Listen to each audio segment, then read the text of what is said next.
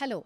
ఈరోజు మీకు కొన్ని జావా ప్రోగ్రామింగ్ టిప్స్ గురించి అంటే ఏ కాన్సెప్ట్స్ నేర్చుకోవాలి ఇంటర్వ్యూ క్రాక్ చేయడానికని కొన్ని టిప్స్ చెప్తాను.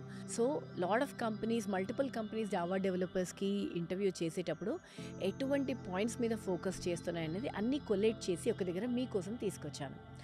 ఫస్ట్ ఆఫ్ ఆల్ కార్పొరేట్‌లో ప్రొసీజరల్ ప్రోగ్రామింగ్ అన్నది కుదరదు. ఎందుకంటే అన్నీ నేనే చేస్తాను, అన్నీ ఒకటే పర్సన్ రాయాలి ఒకటే క్లాస్‌లో అంటే కష్టం.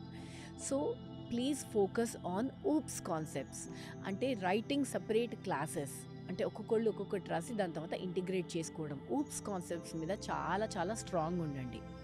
Next there is a concept called abstraction. Abstraction is also one of the areas where companies look for.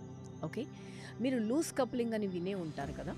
Like people మీకు సర్వీసెస్ వచ్చినప్పుడు like any person can do that, right that, but if given a chance ఆ loose coupling దాని గురించి ఒకసారి concepts strong చేసుకోండి. Next let's discuss on design patterns like architectures, MVC2 కానీ లేకపోతే event driven architectures కానీ వీటి మీద మనం స్ట్రాంగ్గా నేర్చుకోవచ్చు.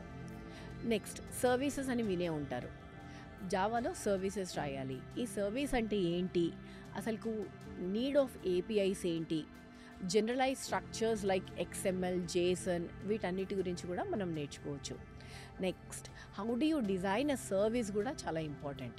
ఓకే, నెక్స్ట్ టాపిక్ వచ్చేసి importance of authentication and understanding authentication mechanisms like OIDC కానీ ఏదైనా. సో ఈ టాపిక్స్ మీద ఫోకస్ చేయండి. So whenever you are trying to build anything, అసలు ఎండ్ యూజర్స్ ఎవరు, ఓకే, వాళ్ళకి ఎలా డిజైన్ చేయాలనేది మనం ఆలోచించాలి. Like we call them as personas. వాళ్ళకి యూజర్ స్టోరీస్ ఎలా క్రియేట్ చేస్తామని. ఈ కాన్సెప్ట్స్ కొంచెం మీరు స్ట్రాంగ్ అవ్వండి.